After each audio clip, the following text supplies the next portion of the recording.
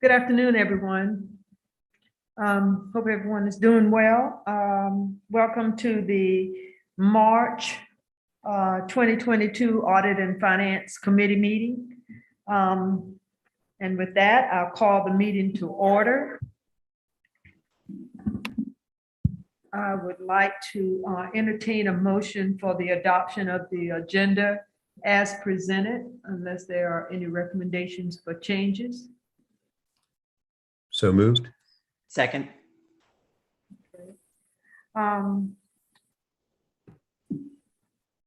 I get a motion on the approval of the minutes as presented, the February 1, 2022 minutes? So moved. Second. Thank you.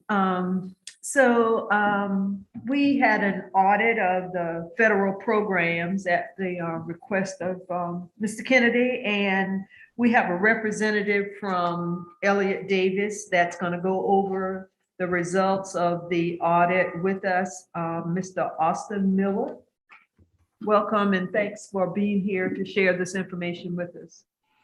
Absolutely. We also have Jay Breitz on the call as well, shareholder for our internal audit group. Okay, thank you. You're welcome. I will share my screen. I have a brief little summary presentation to go over the results.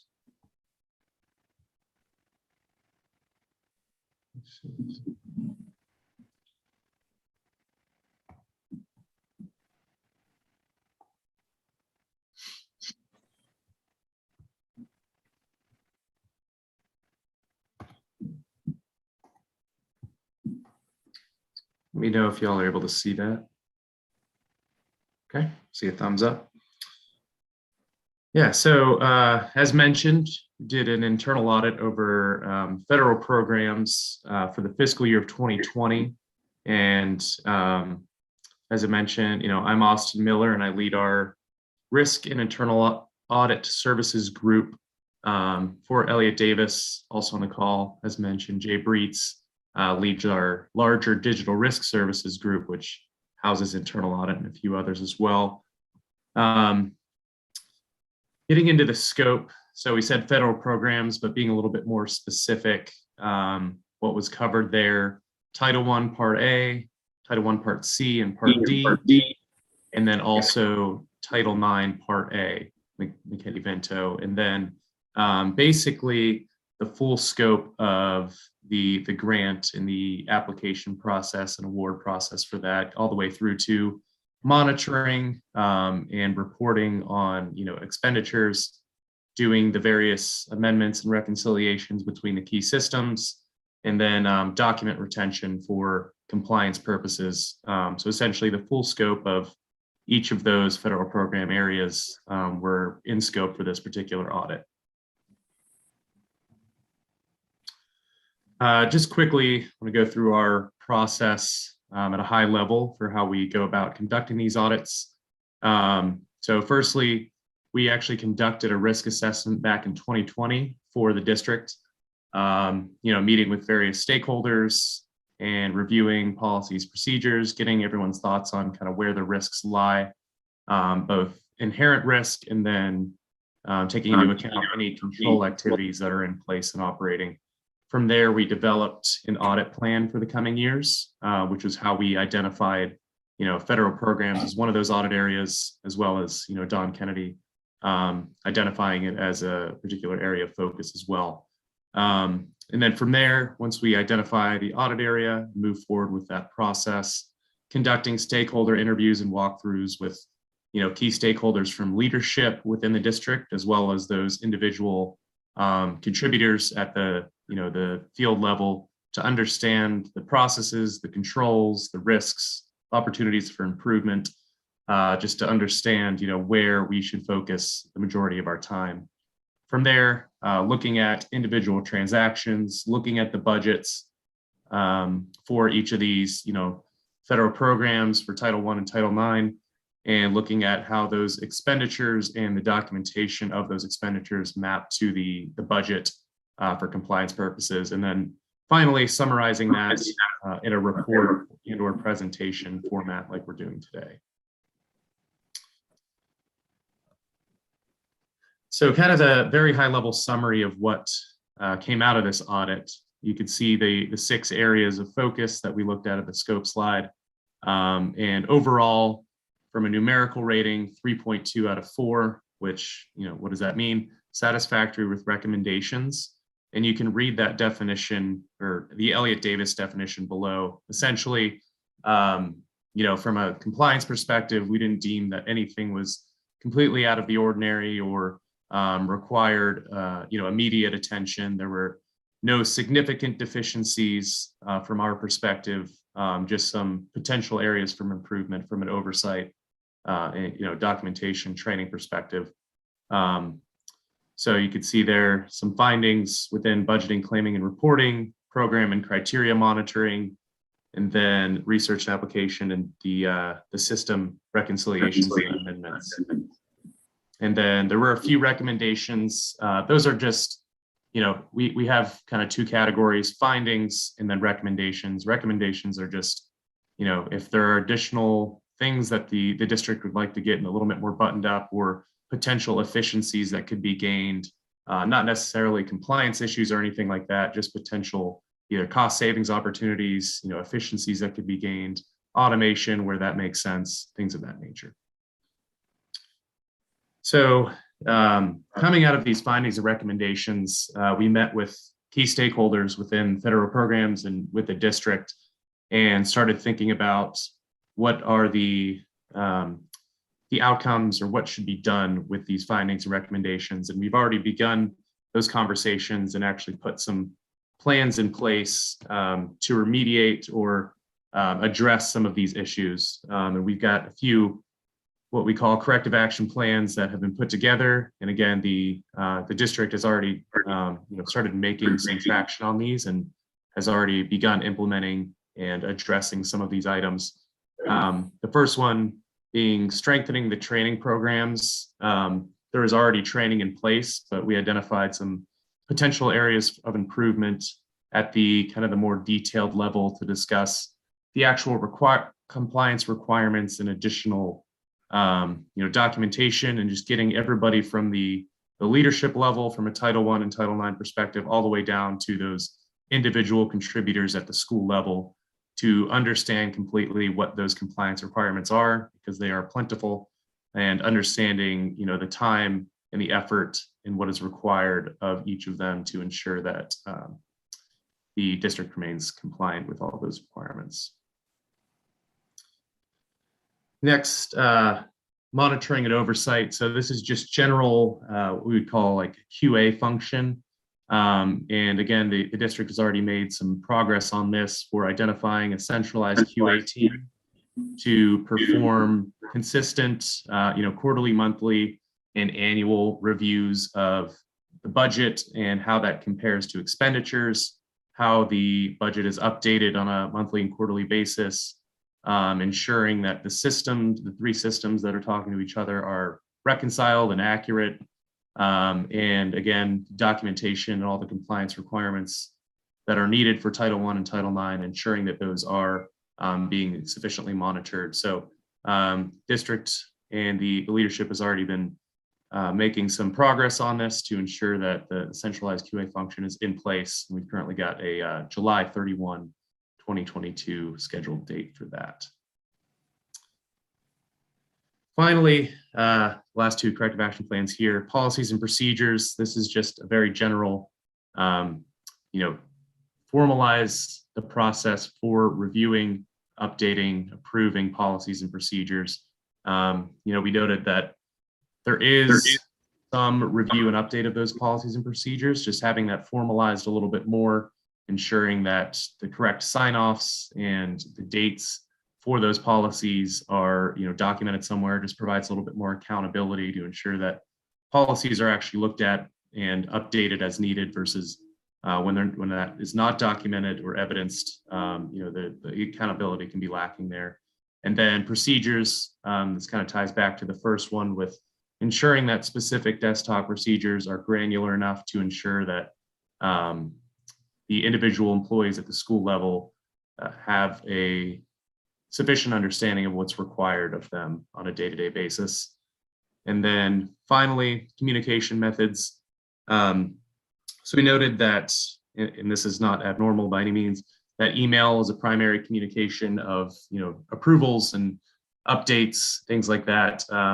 We find that it's typically easier to use some sort of centralized communication method, whether that's a Smartsheet or Google Sheets or some sort of SharePoint site, to ensure that if there is something that needs several layers of approval, that there are automated notifications that are sent out to key stakeholders, so there are no unnecessary delays due to some sort of approval email getting lost in an inbox.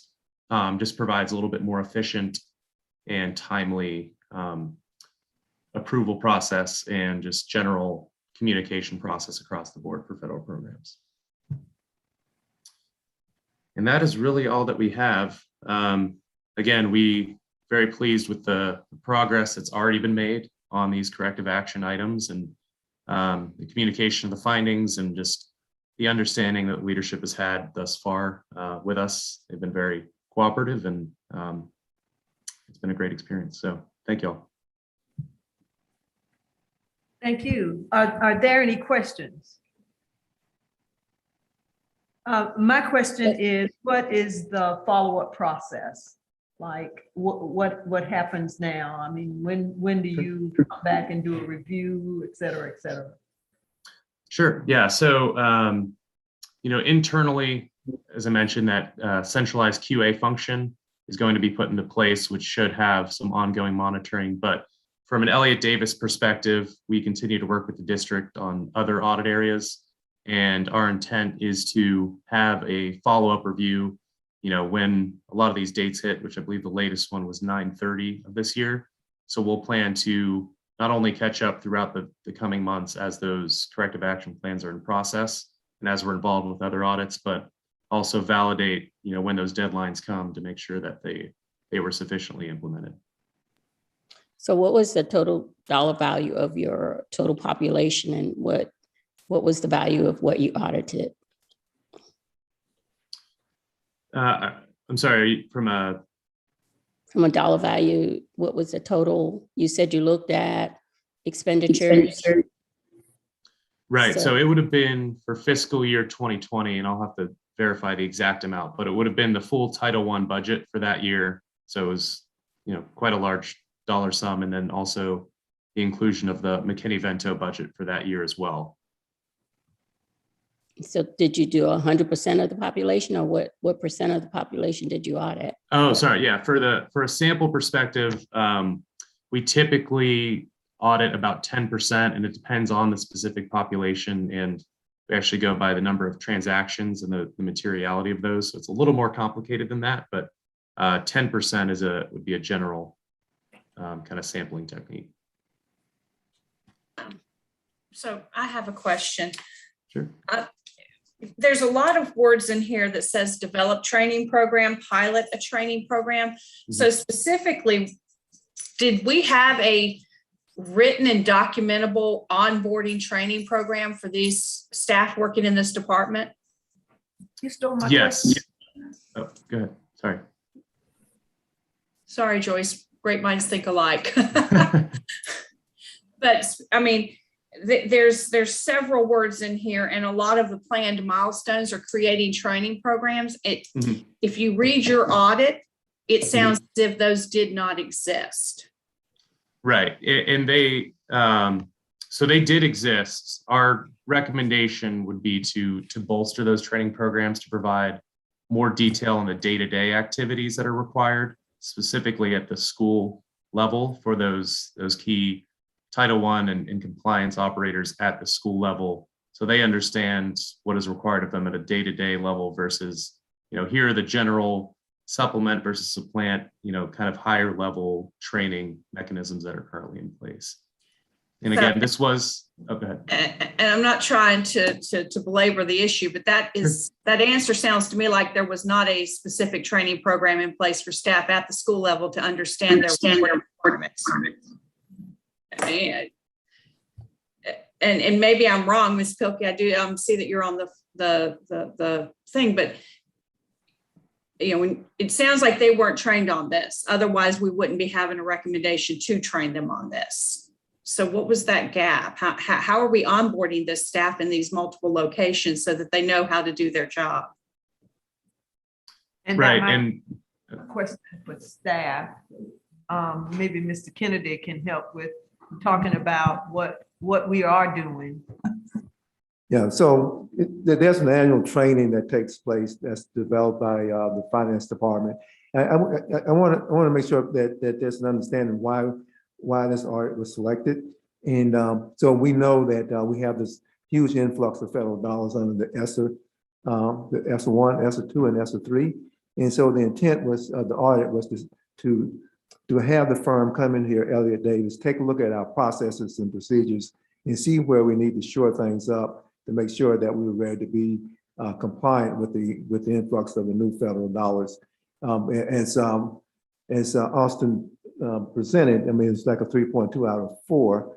And so generally speaking, the procedures were good. There were some areas that we need to pay attention to. So now that that's been identified to us, the federal programs department and Ms. Belcher's own, and Ms. Hope Pilkey's own, and the finance department have been working very closely to make sure that we shore those up. So the purpose of the review was to do exactly what they have presented to the committee this afternoon. Say this is where some weaknesses are in the district, and this is what the district needs to pay attention to, and that's what we're doing. So should the audit be reading enhanced procedures rather than develop? Because I understand Ms. Coates' concerns that when you're saying develop, you're saying that there's nothing there and you're starting from scratch. But if you're saying that there are policies in place, should the audit not be reading that the procedures need to be enhanced in certain areas?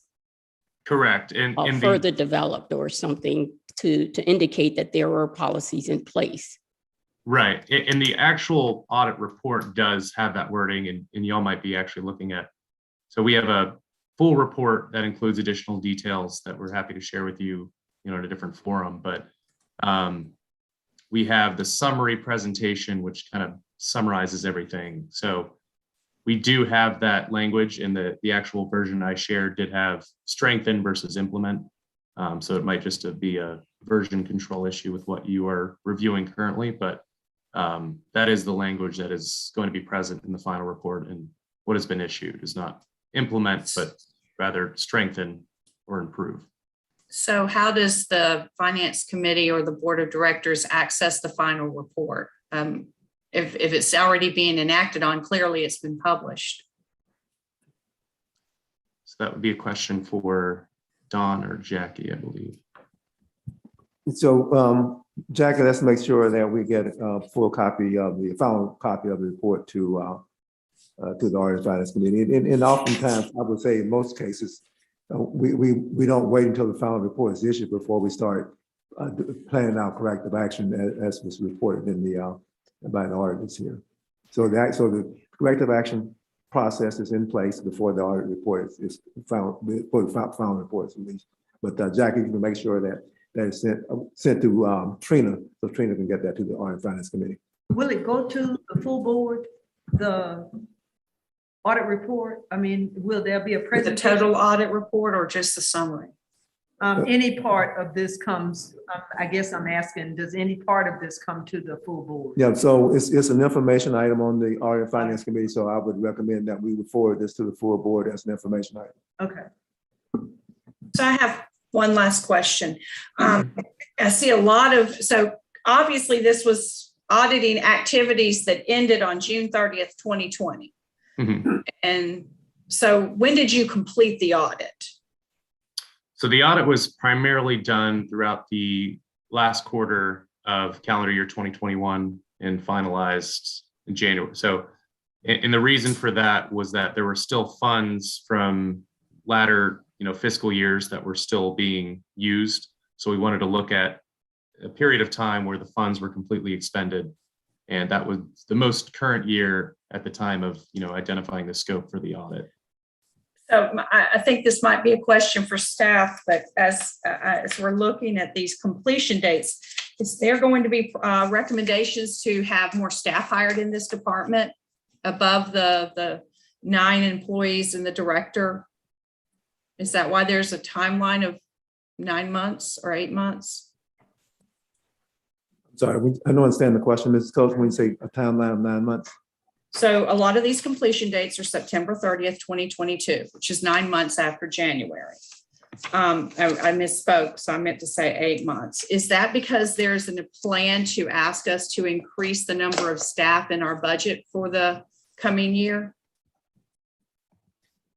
So I'll ask Ms. Hope Pilkey to address that, but I mean, it's in developing new procedures or enhancing procedures and training a number of staff throughout the schools, it takes a bit of time to get that done. So part of this is training, and so we have to work with schools to be able to put a training schedule together.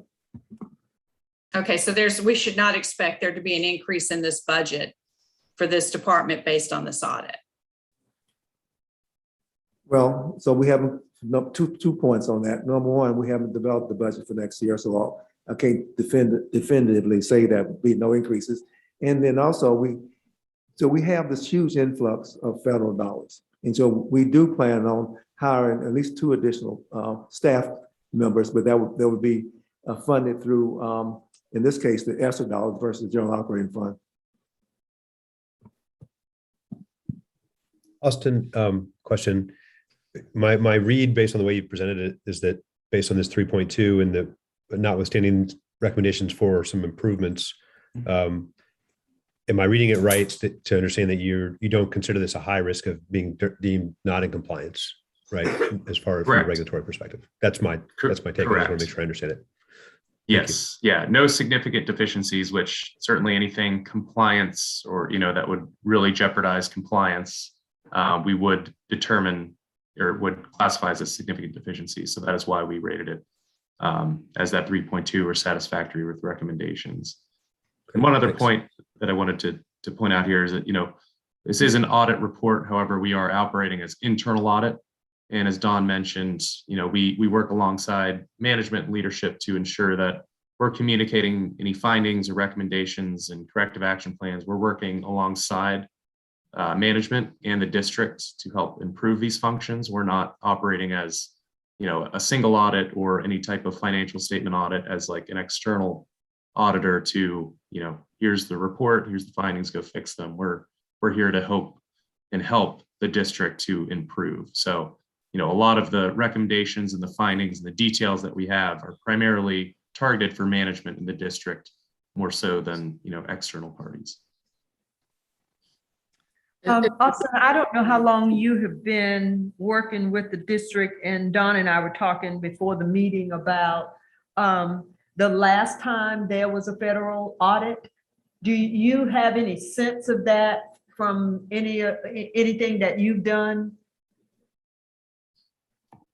From an internal audit perspective, I do not have insight into that. I know that there are annual, compliance reviews and financial statement audits, but from an internal audit perspective, that's not something I have insight into unless Jay has anything to add to that. Okay. No, I don't remember. Bill, I think you had a question. Yeah, I sort of new to this process. Who does the financial audits for the district, for the county, for the school district? The audit firm is Green Finney. Oh, okay. Okay. And just to answer Mrs. Bond-Coates' question, like we're not proposing central additional staff. We did add staff last year in the bookkeeper tech vacancy, and we actually haven't been able to fill all those jobs because those jobs are challenging right now. And the reason why we think there's going to be some length of time to actually train folks is because we're looking to make sure we're filling as many of the bookkeepers on the school grounds so that we can bring them in at the end of the season. So it's more around when can we schedule and when our new bookkeepers getting hired. So we're making sure everyone has the most recent information. Thank you for that, Carolyn. Are there any other questions from anyone on the committee? If not, Austin, thank you for your presentation. Committee members, thank you for your questions, and I'm sure we will follow up on this as appropriate. Absolutely. Thank you. The next item is the capital maintenance 8% funding budget reallocation. Mr. Cramps? Yes, ma'am. Good afternoon. Good afternoon. This is just a simple one. A few weeks ago, we were notified of 30,000 of additional funds available from program contingency. And so we're simply proposing to add 3 projects here as shown on the document, some carpet for Goodwin, walk-off carpet for Simmons Pinckney, and same for Drayton Hall. So that's the proposal, ma'am. And these projects would have been on a list waiting to be done at some point. But now that we have this money, you just kind of went to the list, and I know that you didn't do that simply, but you understand. No, that's quite right. Yes, ma'am. And sometimes it's, sometimes it's big projects and sometimes it's small projects that fit a niche. And so that's what it is in this case. Okay. Any questions from the committee members? If not, this is an action item. I'll entertain a motion. So moved. Can I get a second? All in favor? Aye. Aye. Okay. Mr. Cramps, you can keep going because you have the next 2 items as well. The 2017 through 22 capital program phase 4 sales tax capital maintenance budget reallocation, and y'all can make that a little bit longer for me. Sorry. Anyways. Okay. Yes, ma'am. Included in the board approved list that I provided to the board last fall, which was my year 6 capital maintenance update. We had 13 projects listed to be funded with the 8% bond funds. And now we're simply proposing to fund those instead with excess sales tax revenues. They're excess revenues on the order of 30 million there as shown in the document. And so I'm proposing 8 million of that excess revenue be used to fund these 13 projects that are listed at the bottom of the document, which are straight off our capital maintenance plan. So they're already on the plan, already approved projects per the October update to the board. We're simply proposing to use the excess revenue to fund them. Instead of the 8%. Yes, ma'am. Okay. Questions? So, to be clear, is this excess revenue of the capital projects portion of the 1 cent sales tax or excess revenue of the 1 cent sales tax? And the reason I'm asking that question is 1 cent sales tax always has more projects than money. And I'm wondering why we're pulling it off of the 1 cent sales tax. If I think I know the answer, Jeff, but is everything below that line funded, or are we just not taking it down below the unfunded line? We just haven't chosen any projects below the line. And as pointed out in the document, we have more than 34 million as of November in excess revenues. And that does not even include the renovation of Hersey, which will be deleted because we're building that with phase 5 funding. So, but that brings the question. I think there's an expectation that all these extra monies are used for the projects that we approved back in 2016 or whenever. I get a little confused as to why those projects were on the proposed list if we're not going to use the money when it's in excess to fund those projects.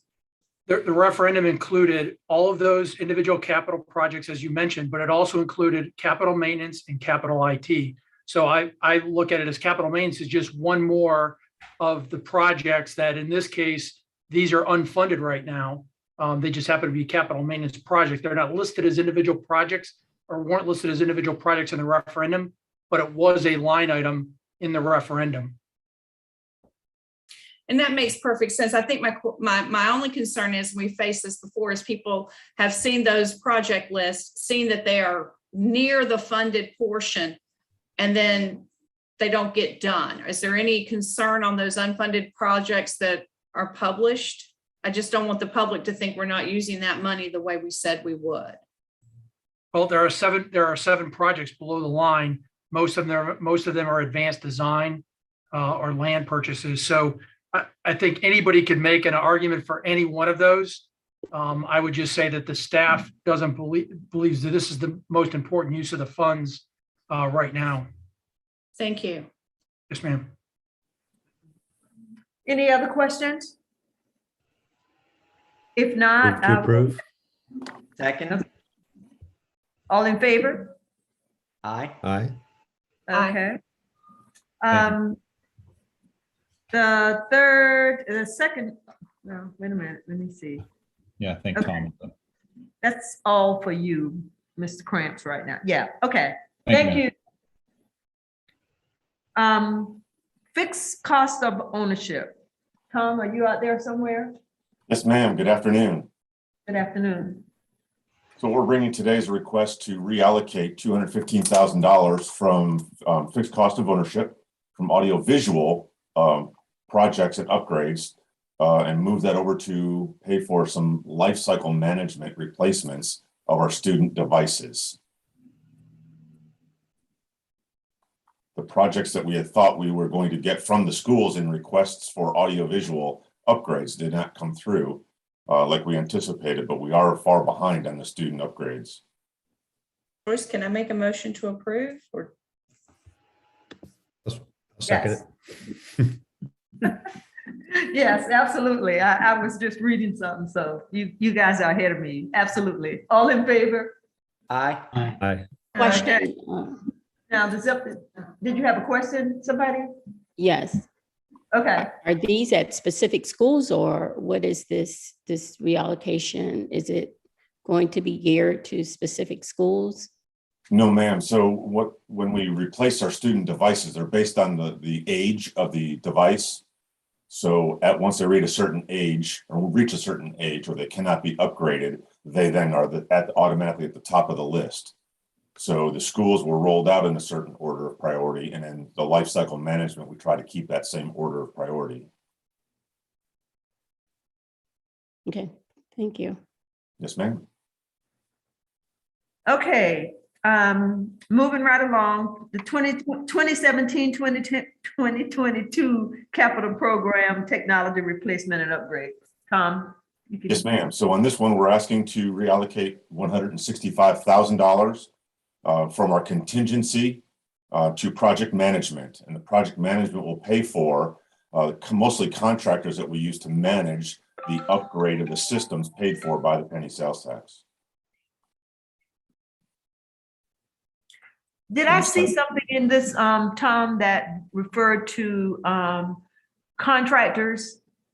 That some of the funds are being reallocated to take care of contracting costs? Yes, we're taking it from contingency and putting it into project management. And a lot of our penny sales tax projects, the Promethean boards, the IP phone systems, device installations like the Chromebooks and iPads, when we put them into the schools, those are all managed usually by contractors. So we're moving it from contingency into project management to manage those types of projects. And do you anticipate we will, do you anticipate that budget need to be growing the project management because of things that's going on? Do you anticipate there to be like not enough funds ongoing in that category? It's possible. We're hoping that's not the case. We're going to try to manage it a little bit differently going forward with some of our own staff. But I'm not anticipating it's going to be a large ask, if any. Any other questions? If not, I'll entertain a motion. So moved. Second. All in favor? Aye. Aye. And real quick, did we take a vote on the item before this? Just, I don't know, Trina did, is Trina, I see. Yeah, we did. I We did, thought that okay. was- I thought that was the one which y'all got ahead of me. We did on the first and second motions, but I didn't know if we actually took the vote because we stopped for a question. And I just want to make sure that Oh, yeah, we did. We we came back Yeah, for a keep- vote. Okay. Yeah, keep me in order, but I think we did. Okay, thank you. Okay, Information Technology Committee Quarterly Update. This is an information item where we Tom, just give us a report on your committee meeting. Yes, ma'am. So on January 21st, 2022, we had our quarterly meeting. As usual, I thought it was a very informative and collaborative meeting. Basically, the first thing we covered was an asset reporting follow-up from one of our committee members who asked how we were trying to base the cost per student. And because there's so many variables in that, we're still having an ongoing discussion. We discussed a financial audit update, which I'll describe a little bit more in detail in executive session. But we went through and explained all the findings in our remediations to that. And then I described our third quarter goals, answered a couple questions, and it was a relatively short meeting. Any questions? Any questions? Okay, well, thanks for that update. We appreciate that. Yes, ma'am. And we'll talk about the other item in executive session, like you said. Okay, so the next item is the capital programs, phase 5, sales tax, budget reallocation. Shaw? Yes, ma'am. Thank you. So we are requesting the use of excess revenue from our phase 5 sales tax program to fund the excess costs associated with our wave 1 items, which is 19 projects altogether. We continue to see bids come in that exceed the original estimates that we had in place, and we are contributing that to the construction market with the increases, inflations, shortages from the pandemic, as well as availability of materials and labor. And so this item is just, again, a request to use the excess revenue from our sales tax program for phase 5. Any questions? So obviously this isn't a surprise, but I'm curious, are there, and this is, I don't want to get us too far off topic, but are there other places that we need to be thinking about where this cost escalation and or delays, particularly on the construction project side of things? Jeffrey, where else should we be worried about this issue creeping up and hurting us with respect to our budget and plans? Yes, it's a great question, and it is something we're experiencing across our entire portfolio and operations, whether it be food costs, equipment costs. The escalation is there in our fixed cost of ownership that was approved last month. We tried to anticipate some of that increase in the audit and finance, and the board approved it last night. I would say in our general operating fund that we're going to see coming to the board this spring, we're going to have the same challenges for things that we buy off the shelf, really across the board.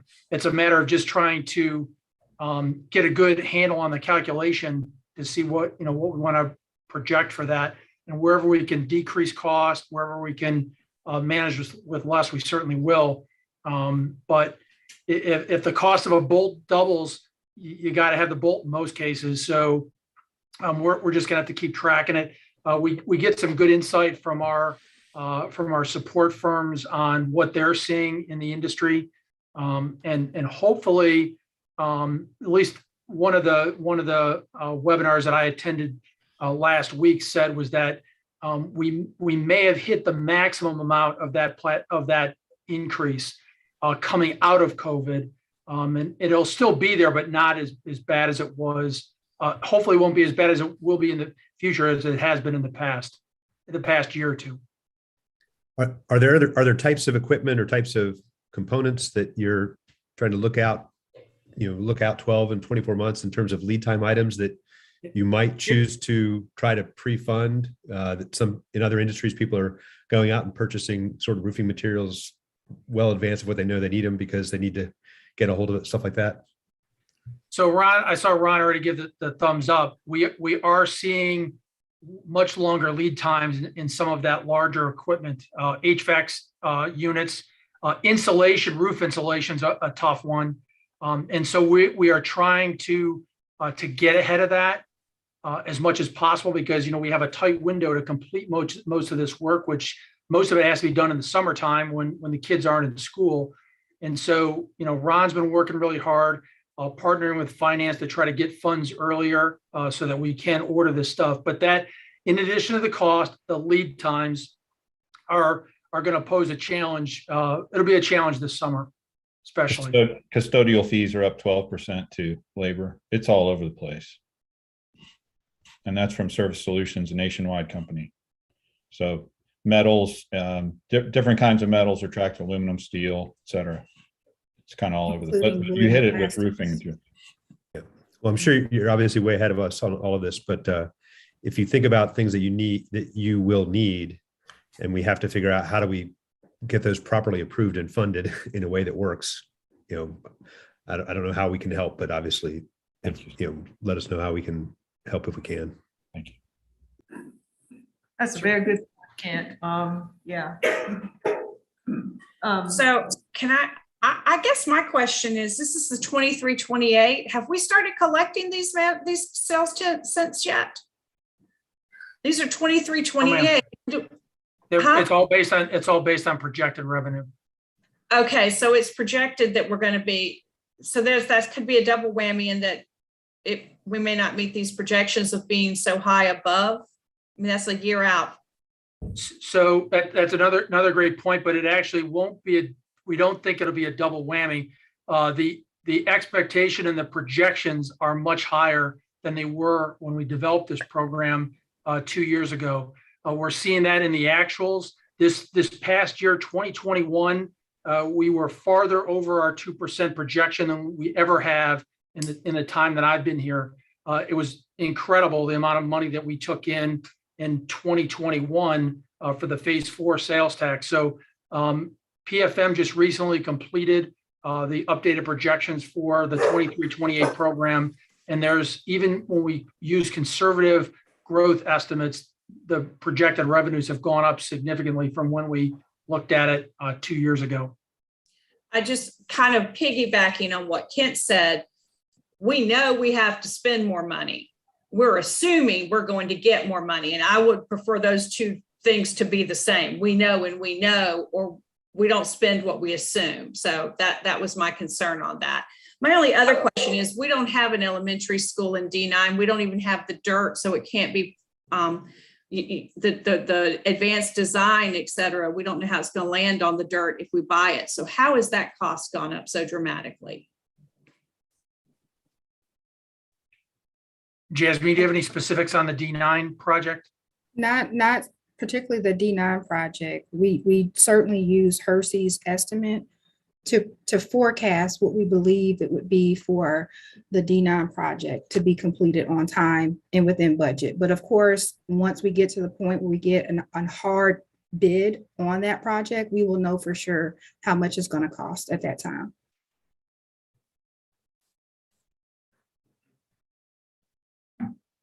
Any other questions?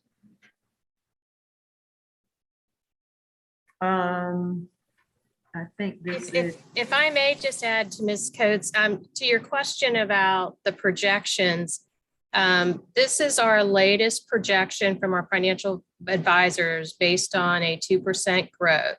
And even though our revenues have been up, which I'll be reporting shortly, we are still taking a conservative approach, because is this an anomaly or is this the new standard?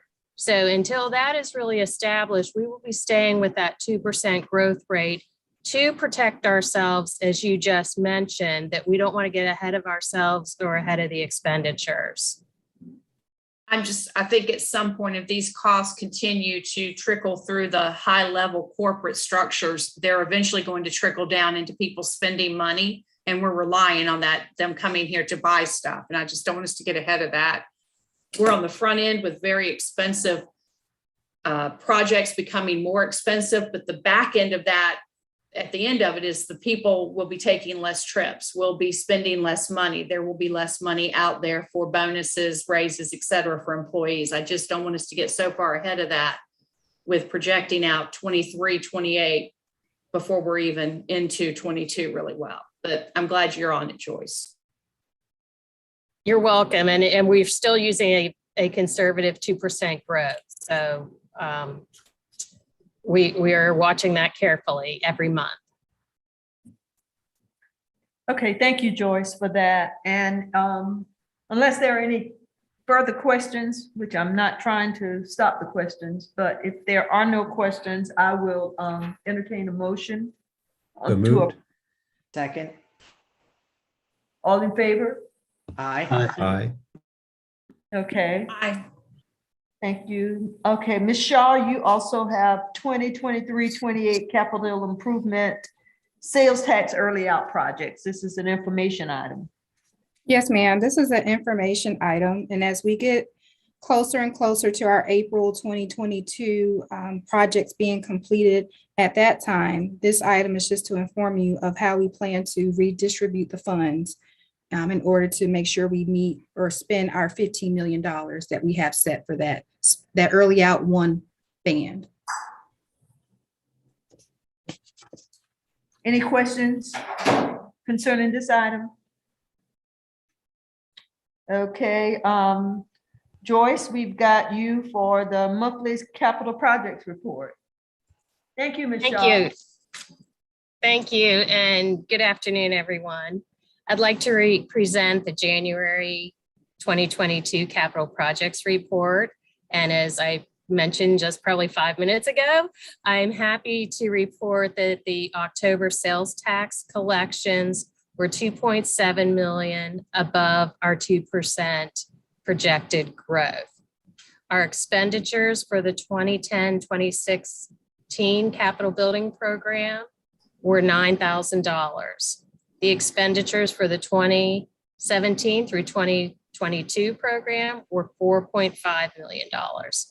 The expenditures for the 2023 through 2028 program were $1.2 million. The capital maintenance 8% funding were $884,000 in expenditures, and our fixed cost of ownership 22 is nearing its completion. Things are wrapping up. And as the board approved last night, the fixed cost of ownership 23 program will commence shortly also. Happy to answer any questions. Any questions for Joyce? Okay, thank you, Joyce, as always. We appreciate it. Thank you. Thank you. The 90-day enrollment update, Ms. Milne, Miss Milne. Hi, how are you doing today? Good. So we have a comparison chart that we presented to you that has the 90-day, and it shows the reduction from where we were at 45th day. And we decreased our average enrollment by 42.61 students. That reduction appears to be concentrated in 3 of our high schools. I have provided for you the transfer out comments or the transfer out coding that we reflect in Power School, and we will be doing additional analysis on that.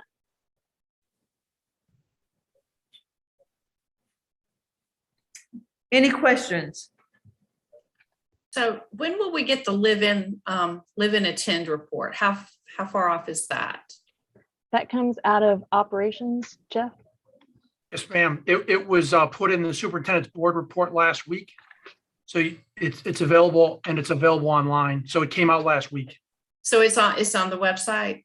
I'll double check right now, but the board members got it in last week's update, hard And we're copy. talking the one by grades and transfer ins and outs? This is the live and attend report that we publish every year. I'm sorry, I will go look. I thought it had not come out yet. I apologize. It just came out. It's fresh off the press, So where did you say it was, Jeff? Because I don't remember seeing it either. It was in the superintendent board brief, the weekly Yesterday? board brief last week. Board brief. The board brief. Week. Okay. Last week's board brief. Okay. Okay. Thank you, Ms. Milne. And if I could add, Ms. Green, I just checked, it is online now too. Okay, thank you. Yes, ma'am. The monthly financial report. Jackie? Yes, hi. Thank you, Ms. Green. I'm happy to report the January 22 financial update report for general operating fund. The first column of numbers represents the revenues received and expenditures through January 31st. Under the revenue section, actual revenues received to date are 296 million. This includes local tax revenues of 185 million and state revenues of 104 million. The third column indicates our estimates at year end. The estimated revenues at year end is 596 million. This amount was also reported on the December financial update and is shown in the prior month estimate column as total projected revenues. So we've had no change from month to month. Estimated year-end revenues are 954,000 below the FY22 board approved budget of 597. And this will be reviewed and updated when the county auditor sends us updated assessments in the next couple of weeks. Under the expenditures section, in the first column, total expenditures to date are 290 million. The third column shows the estimated expenditures at year end of 614 million. And this amount was also reported on the December financial update and is shown in the prior month estimate column as total projected expenditures. The estimated year-end expenditures are $4 million below the FY22 budget of 618 million. And this is mostly due to vacancies and the budgeted reserves that we did not use for 7-day enrollment changes. Overall, the approved budgeted use of fund balance is $21 million, and that's in column 4 at the very bottom. And this is less than what was reported on the December financial update. And based upon our estimated year end through January 31st, the use of fund balance is projected to be around 18 million, with approximately $3 million projected to roll back into fund balance. And this concludes the financial update for January 2022. Hey, I've got a quick question. Sorry. Sure. I didn't quite follow the $2 million piece that we're putting into fund balance to The $3 million. reduce the amount that we're pulling from fund balance, the 2 million. The total reserve, the last line. Oh, so within our FY22 budget, we had a line item that was specifically set aside to cover any 7-day enrollment changes. And we did not use that money. So we are projecting that money is going to roll back into fund balance as unused. Gotcha. But the net, well, before that or after that 2 million, we've got 21 million of expenses in excess of revenues, correct? Well, that's what we budgeted for. Expenditures are coming right. in. Sorry. 18. Yeah, not using. Sorry, I was using the budget, but you're right. 18 million is what we're expecting to draw down on the fund balance, correct? As of right now. Yeah. We hope in the next few weeks that we'll have better revenue numbers on the local side and that number will continue to go down. So. Thank you. Thank you. Members will recall every year this time towards the end of February, the county auditors do not a reassessment, but they do an analysis of their assessed property values and to reevaluate that. And so what we're using in the budget now is the assessments the numbers that were done this time last year. So we really, because of the way we coordinate with the county auditors in developing our local revenues in terms of the budget, more of a conservative, it is a conservative approach. But what we anticipate that's going to happen in the next couple of weeks is that we're going to get numbers, assessed property value numbers from the county that's higher than what our budget was based on. So based on that, we anticipate that even the $18 million that's left unused on the fund balance, all of that will not be used more than likely.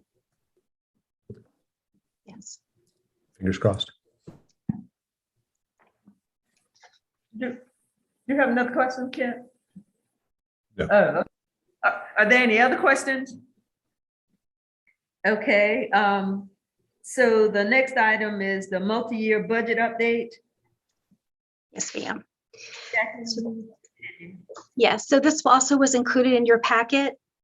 I know we've gone over this before, but just in case someone is not familiar with it, the first few columns are the audited revenues and expenditures that are that we pull from our audit for FY18 and FY18 through FY21. The columns in blue are historical averages that we use to look at trends and to make assumptions for future years. And then the FY22 budget column and the projected year-end FY22 column, which is highlighted in yellow, those are updated along with the monthly financial report. The multi-year projections for FY23 through FY25 are based upon what we know now. And there are footnotes at the bottom of the page for the revenues, expenditures, and fund balance with the assumptions that we use. And these projections will continue to be refined as we receive budget updates in the near future from multiple sources. That's all I have on that. Any questions? Yeah, I'll jump in. Obviously, I'm really glad we do this, and thank you for doing it. I know it's not easy, and the projections further out get harder and harder to make, but I think it's important that we do it. So thank you for doing it. A couple questions. One is, I think it would be useful to also show what our fund balance is getting to each. We've got these larger negative balances in the out years, and showing where we're getting relative to the 8% limit. I think if I don't think I saw that, I think that'd be helpful. And then I know we don't want to show, or I should say, I suspect we may not want to project a millage increase, but I also don't think we want to project negative, expenses and excessive revenues every year, 5 years out, and that relationship getting worse. Should we be projecting what millage increase it would take to balance? Not saying that that's what we're projecting, but we can't continue on forever with expenses exceeding revenues. So something has to change, and so part of me wants to know, is it even within our capacity to make that deficit up? And that's why I would wonder about reflecting what the implied required millage increase would be. Not that the district is proposing that or suggesting that, but there's some math to keeping a balanced fiscal operation. Yes, sir. So we have made an initial attempt not to project yet what a potential millage increase, but to show how we could mitigate some of the negative projections there. So you take a look at the bottom, the last line of numbers on the schedule. It says projected replacement of fund balance based on historical revenue analysis. So what we did a couple of years ago, we took a look at where we ended the year for the last several years, and as you know, we substantially over the last 5 years or so increased the fund balance from around 75, 80 million to where it is now, 145 million. And so we know, at least based on our recent experience, that when we close the books, that we are going to have a much better position. And so that number of $9.6 million on the bottom line for each of those out years, that is our attempt to say that this is a conservative number. Although we're showing a deficit of $21 million, $37 million, 54 million, that we believe that at least $10 million, 9.6 million, that is not real because of the way that we project on local revenue. Now, so that only addresses a part of what you're saying, Mr. Griffin, but we will pay attention to the other piece also.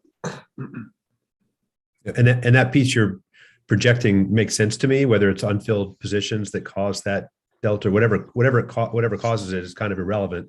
If we consistently sort of recoup that by the end of the year, great. We can kind of quasi plan for and hope that plugs part of the hole. But as you said, it's only plugging about a third of the hole currently. Yeah, and so we said we would never use that as to develop the budget, but just do the out for the planning purposes. So at what point if this expenditure over revenue was to be realized, at what point do you start addressing the rest of it? Well, so So maybe another way that we need to come at it is to take a look at our expenditures.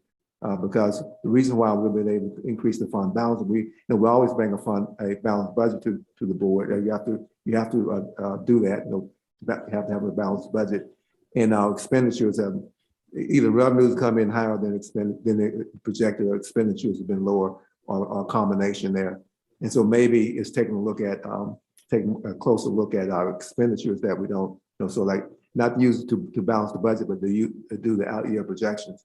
And so that we can mitigate the in terms of what it looks like in terms of the deficits in the out years. So so the short answer is I don't know yet.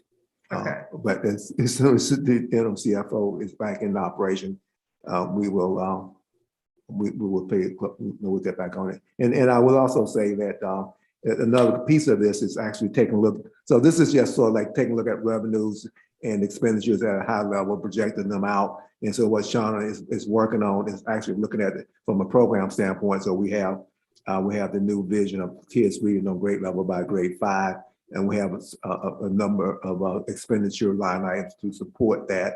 And so what she's built out is a model that says that not just figuring out what we're going to spend in the budget year that we're developing, but what we're doing the second year out, the third year out, and I think the fourth year out. So that's going to give us some more realism in terms of what we really expect to expend. And then that way that'll help us get a better handle on a real multi-year financial plan. This is just financial projections as opposed to a plan. So that piece is on the work. It's in the works. Okay. Are there any other questions? If not, Jackie, you want to talk to us about the budget process update? Yes. And this also was included in your packet. It is a memo from Shauna Williams that's providing a high-level overview of the milestone events that are coming up with the budget process. The areas highlighted in yellow represent cabinet engagement, and the areas highlighted in gray represent board engagement, and the areas highlighted in blue represent other important dates with Audit and Finance Committee.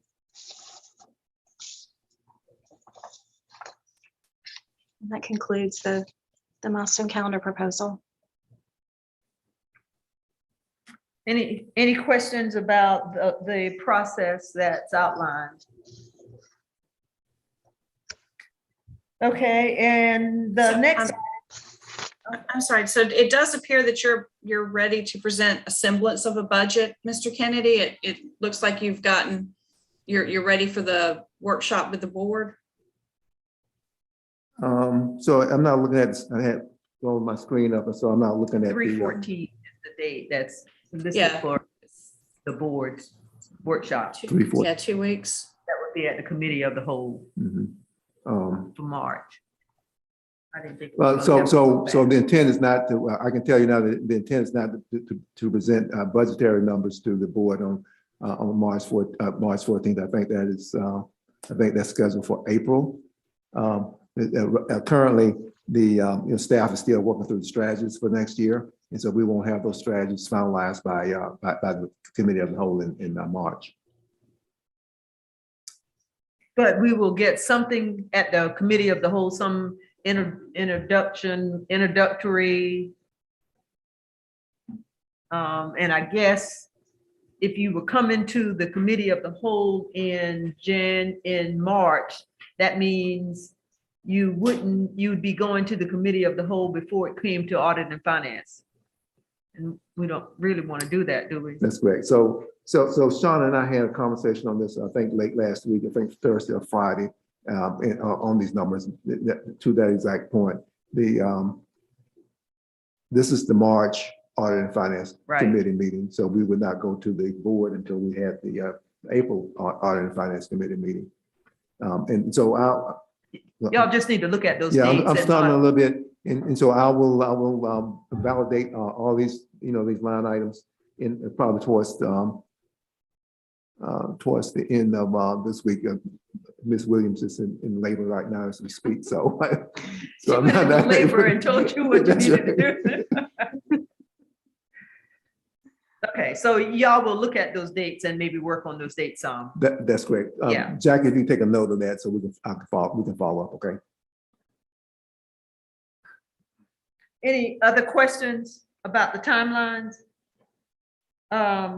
Okay, if not, the next item is the times critical URSA 3 initiatives, Mr. Kennedy, and I see Mr. Brigman came in. Okay.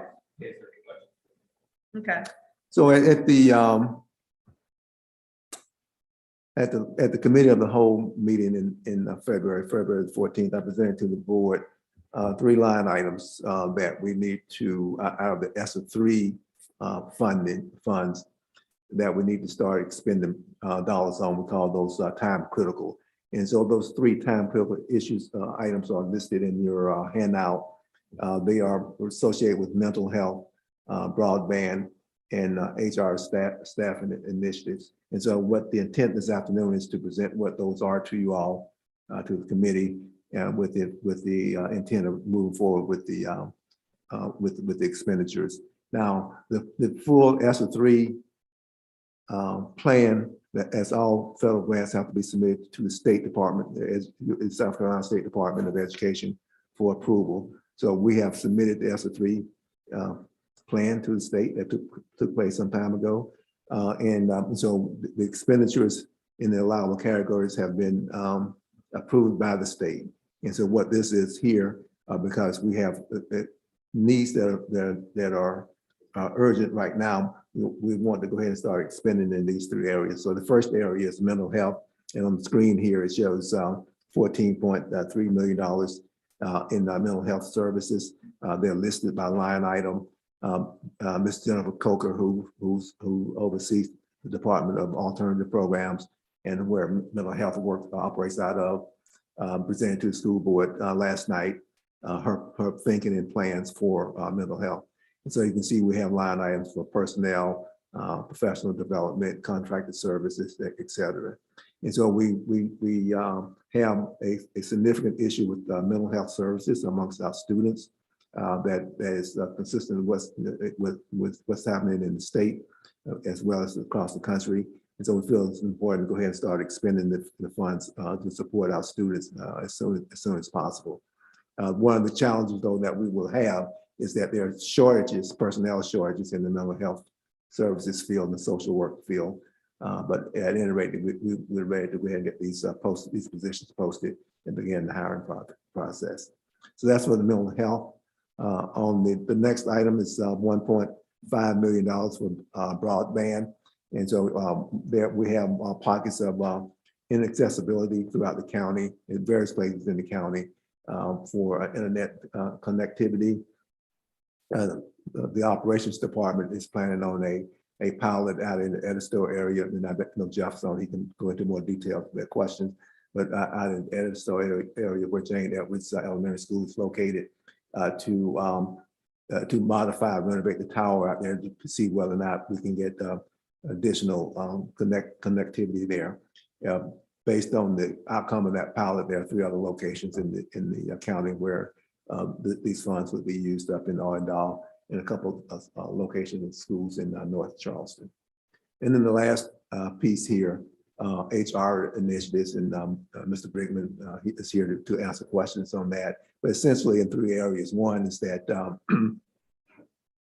every year school districts, they have student teachers. So these are students that are in teaching colleges, and they come into our K-12 systems for student teaching.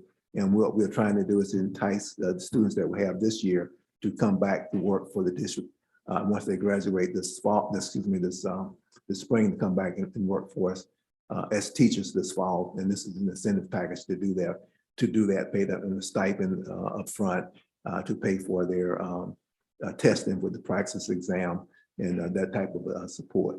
The second item is substitute teachers, to give them additional incentive to backfill for teachers who have been absent. And that's been the increase in absences being driven largely by the COVID challenge that we're having. And then the last one is to provide stipends to teachers who have to teach what they would call a dual modality, where we have teachers with the students both in classroom in person and students at home. And we'll have that teachers having to teach at the same time, both virtually and in person. And there's a proviso in the state budget this year that says that requires that if a school district in the state is requiring a teacher to teach this dual mode, then the teacher has to be compensated. So what questions do you have? What questions do you have for Mr. Brigman or for Mr. Kennedy? So did we not do the stipend for the first semester in-person virtual? Have we not paid out that to the teachers yet? Prior to December 31st. I know semester doesn't line up to that, but Bill, I thought we had dispersed that at the first part of this year. This was already budgeted in ESSER 3, as Lisa is probably the expert on this, but was submitted back in the summer or early fall, both categories for paying substitute teachers additional pay, as well as to compensate teachers for dual mode. There's a possibility, we hope, that we don't have to carry this into next year, because hopefully we're coming out of this pandemic situation we're in. But yes, ma'am, that has been paid. Okay, so I thought we had paid them, and that's good. Is this money to pay them for January to June of 2022? Yes, ma'am. If there continues to be a need, and for any teachers going into the first of this year until the end of the school year, would come out of these funds as well. Okay, that's what I was thinking, because I know we probably have teachers that deserve that money if we've got it to pay, correct? Correct. Okay. And why are we not using up the ESSER 2 to do any of this? Well, so we have submitted a plan to the state that's been approved by the state for ESSER 2. So I mean, the idea of coming up with these additional supports or incentives came up after the ESSER 2 plan had been submitted. Okay, so we've got a plan that fully spends all the ESSER 2 money. That is correct. And okay, and have we started? Where could we find that plan? I just looked at this yesterday. So the plan, those plans that we submit you have to put the dollars in the allowable categories. I think there's 12 categories, maybe less. And so on the South Carolina Department of Education website, they have a new tool, new schedule that shows for all the school districts in the state for ESSER 1, ESSER 2, and ESSER 3, how much in each of those categories schools have planned on spending.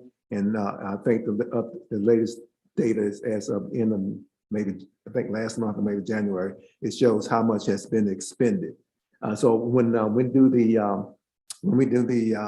board update, this board brief later this week, I can provide that link to the board members. So that link says that we have not expended any ESSER 2 funds. That's where I'm getting confused. I thought we were utilizing those funds during the course of this year. If you go to the very bottom of that schedule on the website, the dashboard. I'm sorry. You're to the dashboard, the ESSER 1, ESSER 2. And that's correct. So if you take a look at Charleston for ESSER 2, it shows a blank line, no numbers. And so if you go to the bottom of that, there's an asterisk or footnote that says a blank indicates that the information is still being gathered to update. So the state has not fully updated that schedule yet, or that tool yet. And but we've reported there so the problem lies with them getting it collated and put up there. We've reported it to them. That is correct. It would be good to see that, because I think there was some talk last year, Don, and I don't know if y'all remember this, but initially there was a presentation to the board that said we were going to put ESSER 2 and ESSER 3 together and use them as one lump sum but the board is now getting reports that show, like even last night's report from Jennifer Coker showed she had been using ESER two. So I just want to see what I think that means you've probably pulled them back apart and are using them separately now. And maybe we could see the ESER two from CCSD. Yeah, so here internally, finance and business intelligence department have been working on a tool specifically for the ESSA funds to be able to report out. And so I reviewed that late last week, and that's almost ready to roll out. So we'll be able to do that locally in addition to what the state, the format that the state uses. On the personnel, it looks like 52 positions that you're requesting, and we all know that it's going to be hard to fill these positions, but we also know that we have some authorized positions now that we have not been able to fill. Isn't that correct? That is correct. Are you looking at the mental health position? Yes. Yes. We do have positions now that we, like many employers, have not been able to fill. So are these 52 in addition to those vacancies that we currently have? Yes, ma'am. And I don't remember, Carolyn told us, I think she mentioned, I don't remember how many, but this would be an additional 50. Now, the sustainability of these positions, when you're talking about that many positions after the date for the use of the funds, are we working on a plan for how we're going to deal with that? And it probably will take us 3 years to fill all these positions, but are we working on a plan to make sure if we are hiring people that we'll be able to continue to, to keep them on? So Shauna Williams is working on a plan to identify what those positions are, and how we need to figure out how we ensure that they either two things. One, they roll off the district roles, or they get absorbed in the vacancies that we have. And so if they are teaching positions, which we have a number of teaching positions right now in the current year on the ESSA 2, then we have a number of vacancies, hundreds every year. And so that would take care of a substantial portion of that. Positions like this, then we'll take a look at how we would manage that. And I mean, we can hope that if the pandemic, if we aren't dealing with a crisis, that the need for the mental health positions would not be as great as it is right now, because that's part of the reason that we're dealing with it. But I just wanted to make sure that we would be developing a plan for that. And to add to what Mr. Kennedy said, for teaching positions, we like all districts across the US right now, we're seeing such a shortage of teachers. And so just through attrition, we would be able to absorb any teachers we hire based on the projections of future retirees, the number of current retired working teachers. So I have no concerns about teachers. Okay. But Mr. Kennedy's correct, as far as some of the other positions, I know Shauna's working through a plan. And we quite honestly may need to have more social workers in the district in the future, just in general. Yeah. I think we sometimes have been understaffed in that area. Okay. Any other questions from the committee members? If not, thank you both for that information. And that concludes the regular agenda. And now we will go into executive session. And so I will ask that those persons that are not included in executive session would excuse themselves for a few minutes, hopefully.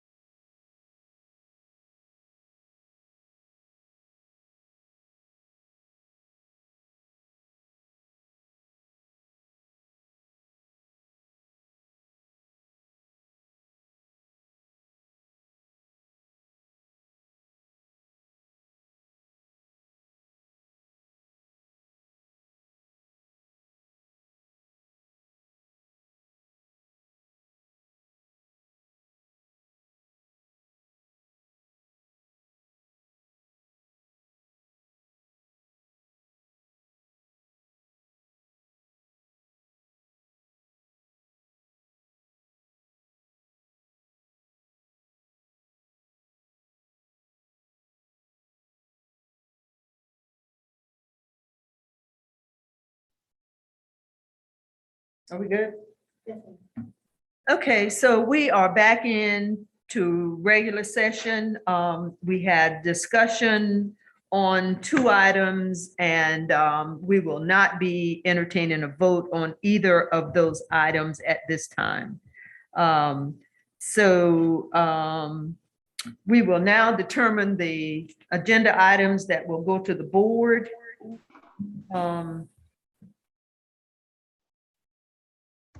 Would that be number 4? 4, 5, 6, 7, 8, 10, and which other one? 11? Okay, not 11, 12, 14,